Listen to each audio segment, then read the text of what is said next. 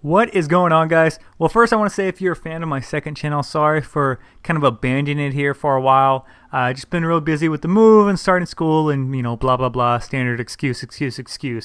But I'm back now with an upload thanks to Logically Hank here, who's asked a question about how I did the introduction to my most recent video, which if you haven't seen it, looks something like this. So it's a video on the iPod mini, and then the beginning I use what's called film burns for the transitions. And this is actually something I've used on a few videos in the past and talked to people about, but people are always curious about how I do it, so hey, why not make a little video about it? So first thing I did, if you noticed here in the timeline, I mean it's a multi-track kind of thing. So this isn't a plug-in or a built-in effect or transition in Final Cut. It's actually footage. So go up here and look at my vent window. I mean, they look like something like this. So I mean, it's an actual video clip. And the place where I got them from, they're actually free from this Digital Cinema Foundry, and I will put the link down below in the description.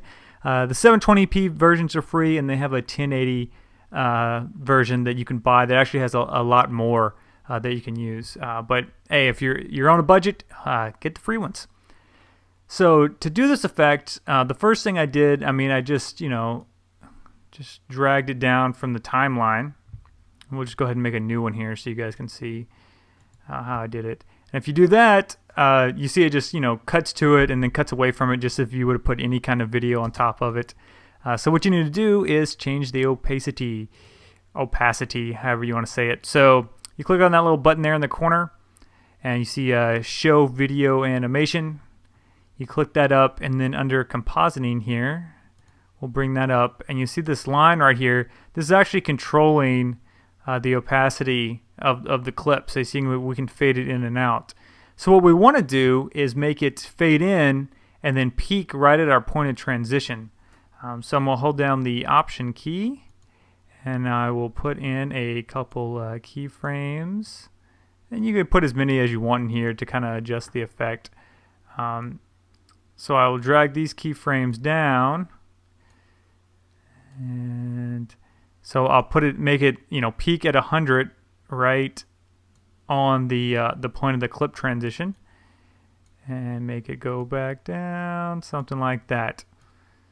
So now what you can see is we've made our kind of film burning transition here, where it comes up, peaks at the transition, and then kicks back over to the next clip.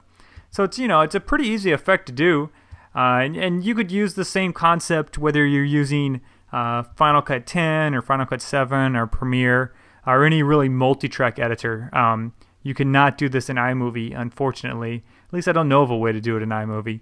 But that's pretty much it. So there you go. Hope this helped out anyone who had a question about it. And as always, if you guys have questions, I try to help as much as I can. I know I missed some of them, but it doesn't hurt to ask it twice if I haven't answered you. So there you guys go. Thanks for watching. I'll see you guys next time. Later.